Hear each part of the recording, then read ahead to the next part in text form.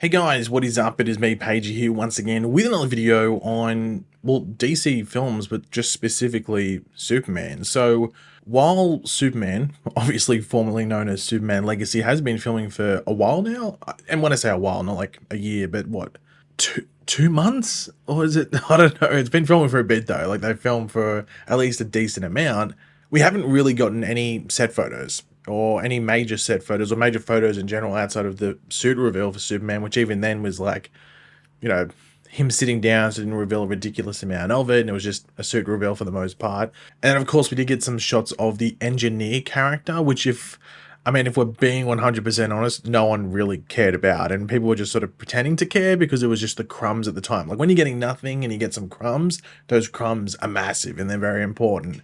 But when you get actual proper stuff and proper food, if you want to put it, those crumbs are, well, they're crumbs. You just don't really care about them. A lot of times you'd sweep them off the table and then vacuum them up later. But now we are getting some juicy stuff, some nice warm food. And with this film, I have been hesitant as to whether to be excited or just wait for it. And when I say excited, it doesn't mean like, oh, being like, pessimistic about it and doubting it, but it's whether you like are looking forward to it now rather than just looking forward to it like the day that you go see it. And like, I've been tossing it up with this movie, and that's mainly just due to the fact that there hasn't been a major indicator of the feel and possible tone of this film. That's usually, it can be heavily suggested by the aesthetic of the world that the characters are in, which can be provided by these set photos. And as I said, we got the suit reveal, which once again, it was not really what the film's going to be like, because they just put, like, James Gunn, sorry, even said they just put some stuff in the background really. And the engineer photo was from like distance and like even like half obscured and stuff like that. It showed nothing. It gave no feel of the movie. But thanks to new set photos, we do get a better feel of just that general feel and tone. And it does add some reassurance to what we are getting in, what, just over a year from now, roughly? Now, before we, start going over the set photos, and it is varied, like it is a Metropolis area, but it is varied in regards to what the different set photos focus on. One thing that is clear here is the production scale. This is definitely James Gunn's biggest movie he has ever made. So it does really make you wonder how we'll present on screen when we get, when we all eventually get to see it, as I said, in just over a year from now. But also just what is being done with filming already, that we get to see any teasers for, like all the studio work and other location filming that's been able to be kept under wraps to this point. It does make you wonder, like, what's the scale of that and everything like that. So I'm very curious about all of that, but that's a wait and see, of course. Now, of course, spoiler it, we're going over set photos, but then again, it's just Metropolis stuff. I actually don't think anything here is actually a spoiler. Outside of one thing. I think there's one thing, and I'll leave it till pretty much the end. Like, it'll be like the second last thing we go over, and it's the only thing that I think could be like translated or seen as a spoiler. And even then, it's like a hint of something, but you have no idea what it's a hint at. You can just sort of theorize what it is based off what we're seeing in the photo. So just keep that in mind. So the first thing to look at is the Daily Planet itself. Now, this was one thing that a lot of people were wondering about, because sometimes how you present the Daily Planet can really give an indicator of that feel of your movie. And James Gunn had said, like, I can't remember when it was exactly, but he said that like he was trying to make his, I think it was on the Michael Rosenbaum podcast, I think. He was talking about like his feel of Metropolis, and I don't know if it's necessarily the entire DC world, but specifically Metropolis and the Superman aspects.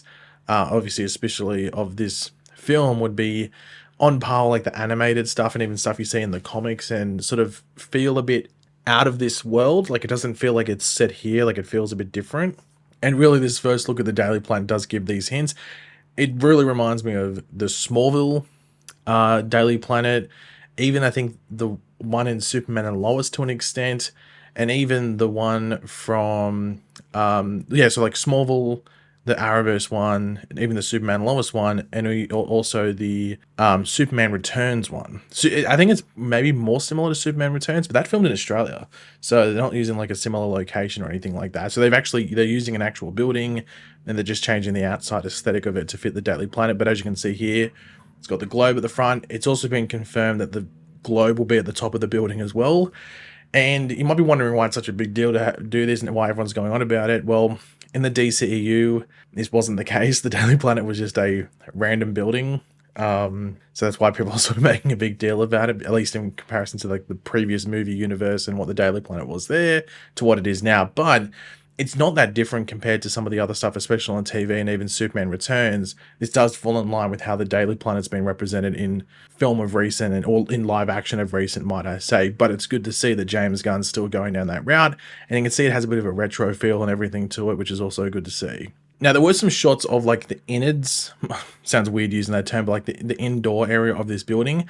I don't know if it's been confirmed whether they're just using the exterior or they will film inside the building. Like a lot of times they'll just use an exterior shot like this on an actual street, but then they'll film the indoor stuff at a studio space, because then they're not taking away from the operational aspects of this building on a day-to-day basis. So I don't know what they're going to do there. I'm not too sure if they're actually filming inside. If they do film inside, it might just be the lobby area, because the lobby area does like sort of fit this aesthetic. But then again, they might just use that as inspiration and then build all that on a set somewhere. So that might happen. But I like the look. If I'm thinking of Daily Planet, it's pretty much roughly that for the most part. Obviously, in regards to like the actual design of the building and everything like that, I'm sure I don't know if they're going to base it off the entire building or everything like that, but of course, you'd assume it's going to be one of the taller buildings within Metropolis and everything like that with the globe on top. So from what we're seeing here, I'm enjoying it and I like it. The next couple of things to go over are actually some newspaper title pages, I guess, or like headlines from a couple of different newspapers. The first one being the Metropolis Eagle, and you might be wondering what's important about this. Well, it actually gives us a look, or a new look, at the Superman suit, and actually probably, though it's like a bit like not high quality, if you want to put it, it actually is a better look at the suit than the actual suit reveal we got, what, a month or so ago, roughly, or whatever it was. So the Metropolis Eagle one here, as you can see, it does say Superman saves 20 after downtown building collapses. And if we zoom in, you get this better look of him in this like triumphant pose in front of the obviously collapsed building. And you can see, well, the trunks, you can see the golden belt, you can see it looks better here, though it's grainy and obviously it's like from a distance and zoomed in and everything like that.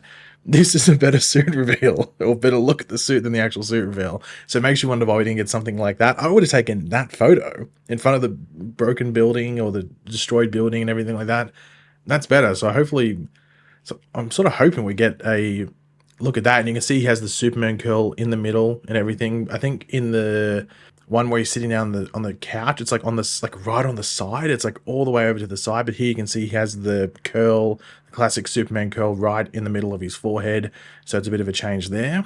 But yeah, I think this photo here is the best version of it, or the best look at it so far, though it is, as I said, like a bit grainy because of the distance of the photo and zooming in and everything like that. But then there is another newspaper stand here of the actual Daily Planet, and they have one that says Superman stops MTA, or I think, what, Metropolis train?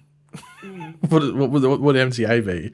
I know, Metropolis Train Association, I know. Rail from running off the tracks, and you can zoom in here and you can see Superman pushing against a train. Obviously, there's a couple of different classic Superman comics where like he's stopping a train, you know. So this is just like a modern interpretation of it. Actually, I think, is it Metropolis Transit Authority? Is that what it is? The MTA? I can't read that thing that's on that picture there. Obviously has like the abbreviation and everything. It's Metropolis Transit Authority or whatever it is. I don't know, whatever it is. Now, the funniest thing about this is, well, this photo is taken by Jimmy Olsen. Does say photo credit Jimmy Olsen, which I thought was a nice touch. But also the article is written by Clark Kent. So he's like glazing himself, which I think is a really funny thing that would happen. He is glazing himself. Now, the one interesting thing is that it doesn't say the year, but does say the date. So you can see the date there. It's Tuesday, September 7th. No date though. $8.50 for a paper. That's expensive. That's, God, especially the evening edition. That's, ooh, God. Has Metropolis got a high cost of living or something like that? Got $8.50 for a newspaper. Jesus Christ. In this economy? Anyway. But yeah, so that's the date that we're rocking with. We don't have a year. I guess you just assume it's set in 2024. But then again, maybe James Gunn might try and make his DCU a bit timeless, where, of course, you can say a character was born in 1993 or something like that, but you're not constantly saying what year it is. I'm not too sure how they're going to go about it, but at least we know the date roughly and where I guess this movie's taking place, or at least this scene specifically is taking place. Now, in regards to the setting of the scene that they're setting up, at least in regards to where people are getting these set photos from, it's not just a calm walk down the street and Clark Kent going to work or whatever it is. It's a bit of destruction going on. So as you can see here, there is some rubble on the street. There is a car that's been crushed here. And then if we go to this shot here, we can see more rubble, the car crash. But then there's also this thing to the left here. And it's like, what's this thing with like a bit of a ramp going up and they're building a bit of a structure there? Well, then there's this thing here. Now, it's obviously got the blue tarp there. It's covering something within. But then if you look down the bottom here, I'll probably point an arrow. There's a bit of a ramp going. Now, a lot of people think this is like a spaceship. People thinking it's Brainiac or something. Look, I don't know exactly what it is. You might have a general idea, a better general idea of what it could be. But I remember when they were the engineer set photos and stuff came out. There was something similar to this there, and it was like not like a helicarrier of sorts, but like some sort of like air transport, and the engineer and Lex Luthor and I can't remember who else was on set of that day, but they walked off something like this, or they were described to be walking off something like that. So it might be that, but then again, like there's all this rubble going on, so who's Superman fighting? So maybe it is an alien. I don't know, but I remember that being said when like those initial set reports, when like they just started filming and they did film that scene, or those scenes where like people got those engineer set photos, whatever, a month or so ago. So this could be that. I might be wrong, but I remember them saying something about like a ramp and like some sort of like aircraft vehicle thing. So this could be that. And of course, they're not going to move that all here. They can just do green screen with all the technology nowadays. So that makes it easier. But the last thing I thought I'd include is this, for a couple of reasons. One, jitters. So it's another DC reference. And you can see on the jitters thing here, they have like the Metropolis skyline here on not only the emblem there, but also here to the right. I think there's a couple of different things will have this. So I think this is like Metropolis is like official logo of sorts. Like a lot of the different things, like I think even like the city hall or something had this branding, and you can see the globe there above the Daily Planet. So I don't know if this is like Metropolis's like logo or something like that, but a couple of different things seem to have this. But yeah, so jitters, I don't know, Central City confirmed, I don't know. But then you can see Concord Street here. Concord is based off a writer, I'm pretty sure. And I think I read somewhere where the Daily Planet's address is on Concord Street, and it's 42. I think it was 42 Concord Street is where the Daily Planet is located. So I guess that's a good location for the coffee shop to be near the Daily Planet. But yeah, as I said, I think these set photos are good indicators of like the feel and the style of it. It does feel like it's going to have like a bit of a retro feel while also being modern as well, which is always good to see. And as I said, I was just a bit worried about it. Not worried a bit, but just a bit hesitant on getting like overly excited.